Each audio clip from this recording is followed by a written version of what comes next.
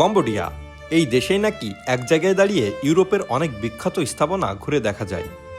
Flight থেকে নামার পরেই প্রথম পৌঁছে গেলাম কম্বোডিয়ার রাজধানী নমপেনে। আর শহরটা ঘুরতে ঘুরতে এবার চলে এলাম এমন এক জায়গা যেটা প্রথম দেখায় আপনাকে কিছুটা বিভ্রান্ত করতেই পারে, কারণ জায়গাটির নাম পিএইচ ইউরোপার্ক। প্রবেশ করার পরই মনে হবে আমি কি সত্যি কম্বোডিয়ায় আছি নাকি ইউরোপের কোনো শহরে চলে এসেছি। এখানে ইউরোপের বিখ্যাত স্থাপত্যের আদলে তৈরি করা হয়েছে বেশ কিছু ল্যান্ডমার্ক। চোখে পড়বে আইফেল টাওয়ারের আদলে তৈরি টাওয়ার, দেখতে পাবেন বিগ ব্যাং এর মতো একটি ক্লক টাওয়ার, আছে ইউরোপিয়ান স্টাইলের উইন্ডমিল, আর আছে ভেনিসের কথা মনে করিয়ে দেওয়া সুন্দর জলপথ ও স্থাপনা। সবকিছু একসঙ্গে দেখতে দেখতে মনে হবে এক জায়গায় যেন ছোট্ট একটা ইউরোপ তৈরি হয়েছে।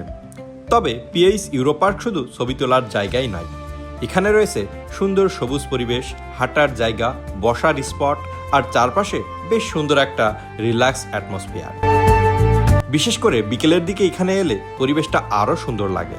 আর সবচেয়ে ভালো ব্যাপার হলো এখানে ঘুরতে এসে ইউরোপের বিভিন্ন ল্যান্ডমার্কের সঙ্গে ছবি তুলতে পারবেন, কিন্তু তার জন্য আপনাকে কোনো ইউরো দরকার নেই।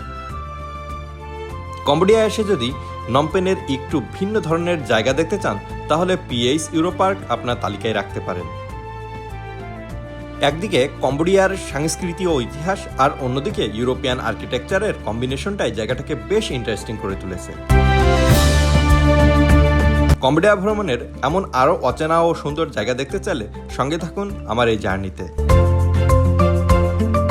ইউরোপার্কের এই সুন্দর মোমেন্টগুলো দেখতে দেখতে আপনি যদি ক্লান্ত হয়ে যান তাহলে সন্ধ্যার দিকে এসে রিভার সাইডে বসতে পারেন, অথবা এই বোট রাইড করতে পারেন। দেখতে পাচ্ছেন কত ঝলমলে বোট রাইড, আসলে দেখতেই ভীষণ ভালো লাগছে।